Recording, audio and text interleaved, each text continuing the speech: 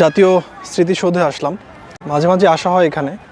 দর্শনার্থীদের আনাগোনা মোটামুটি আছে বলা যায়। আমরা যদি সামনে দেখি দেখবেন যে মোটামুটি অনেক দর্শনার্থী ইতিমধ্যে এখানে চলে এসেছেন। যেহেতু 5টা পর্যন্ত খোলা থাকে, সকাল 10টা থেকে 5টা পর্যন্ত হচ্ছে এই স্মৃতিসৌধ সাধারণ দর্শনার্থীদের জন্য খোলা থাকে এবং আপনি চাইলে যখন ইচ্ছে চলে আসতে পারেন এই জাতীয় স্মৃতিসৌধ ভ্রমণ করার জন্য। জায়গাটা বিস্তীর্ণ একটা জায়গা নিয়ে এই স্মৃতিসৌধটা হচ্ছে স্থাপিত হয়েছে। তা আশেপাশের যে দৃশ্য অত্যন্ত সুন্দর এবং মনোরম পরিবেশ এখানে রয়েছে আশেপাশে।